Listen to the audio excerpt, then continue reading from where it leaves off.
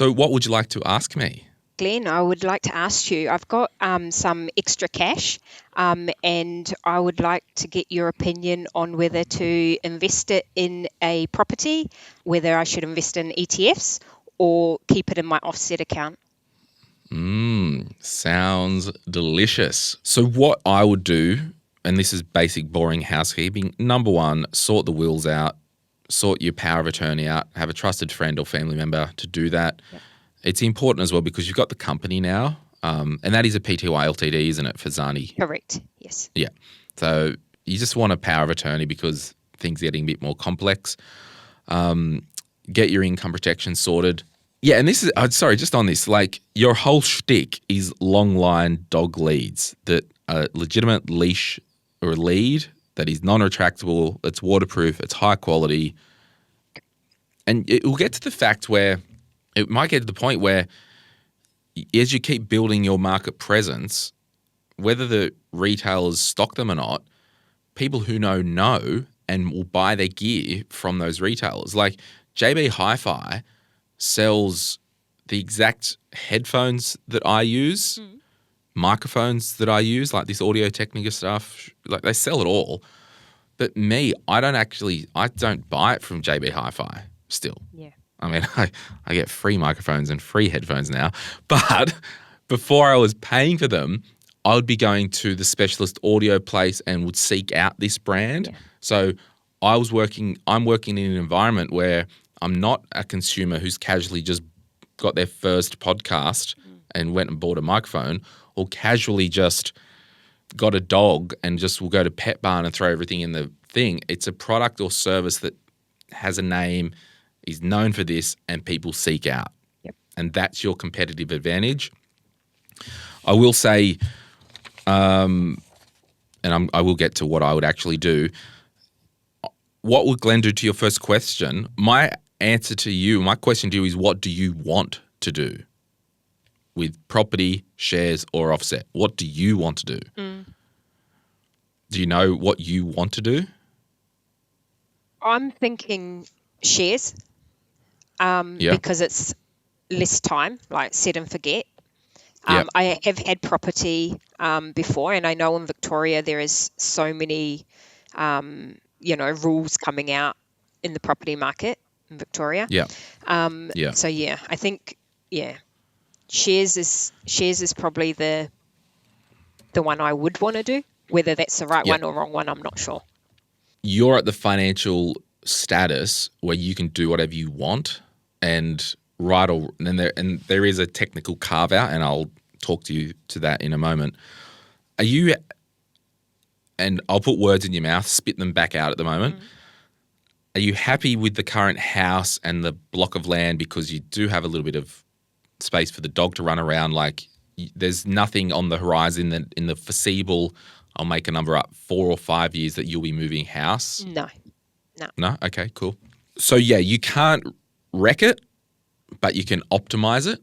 Yep. So number one, I'm paying out the novated lease when that balloon comes to fruition, right? Okay.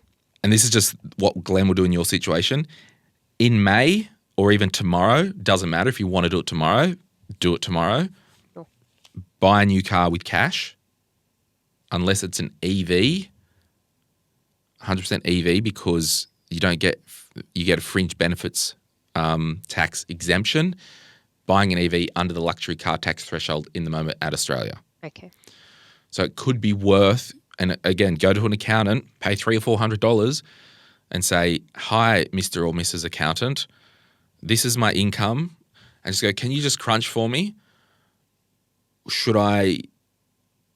I was to buy an EV, is it better just for me to salary sacrifice, novated lease it through work, or pay cash? Like just get them to do the numbers. Sure. I still think, and that's hard because you are an employee, and it'd probably be cleaner with the fringe benefit. You just need to do the numbers. Sure. But if you don't want an EV, 100% EV, I'm probably just buying the car outright with cash and foregoing the novated lease going forward. Okay. And maybe you might just go, I'm just going to buy an EV in the company name with cash because you won't pay FBT. Yep. So that's an option as well. Okay. So on that thing there, I think you may live in a reality where we don't need to have a car loan again, and we buy the EV in the company with cash, and you can loan money into the company or speak with your accountant. Yep. Or in your own name if it's not an EV. I think that's a big asterisk on the car. Sure. But I just don't think your financial position, you don't need car loans. That's just what I think. Okay. On the investment property, I think investment property is off the table because you have said you don't like the time, the upkeep, blah, blah, blah. You know, with the vibrations that we've had in markets this year, you haven't said that, in last year when Dickhead did his Trump tariff thing and markets went, you didn't freak out. Like you understand that I put money in there and I forget it. Yep. I think your portfolio needs some work. Okay. I think I personally believe you need an actual portfolio. You've got no infrastructure. You've got no property in that portfolio. There's an argument for a portion of gold. I think you need a real portfolio. Okay. That's what I would be looking at. I mean, again, you can't wreck it. You can only optimize it. I'm not sure with a high income like yours, I'd want to be in a high yielding ETF. Yeah. I don't know. Maybe I just want capital growth and, sort that out later. What's the super invested in? Growth, but And I'm not who's sure. Who's the provider? I forgot to ask. ART. Oh, did I ask that? No, didn't ask it. Yeah. Weird. Just mentioned them before. Slightly Trying to get them to support this section of the podcast, everyone. So next episode you hear might have an ART ad in that bit. I mean, because they're a decent fund and we work with them, so give me more money. Lol. I think we leave super to its own devices, get your insurance. Now, on this money in the offset account, at the moment, just the way that your situation is, and you probably know this, and if you don't, you're about to know this, you have got a mortgage right of 525. Well, it was a 525, 513. Yeah, 513. 513, take away 380, take away the 225 cash. This is offset. I know it's offset, but structurally speaking, you have got debt, even 300 grand of debt that you're paying interest on that is not tax deductible. Does that make sense? Yes, it does. Yep. Yeah. But you basically have the same amount of mortgage in the ETFs. Correct. So what you have done is you've borrowed net of the offset. So if it was 513 take away 225 in cash, you've borrowed $288,000 against your home at the moment to invest in shares, but not being able to claim the $288,000 of interest repayments on tax. Does that make sense? Yes, it does. So what I'm probably doing, given you've had such exceptional growth in these ETFs over the last 4 years, I'm potentially talking with a financial advisor and getting some personal advice, talking with your accountant, and I'm personally selling down ETFs and pretty much paying off the mortgage completely.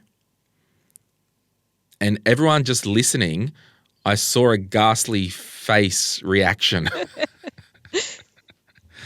And what I'm doing is, and this is kind of similar, we're a similar age.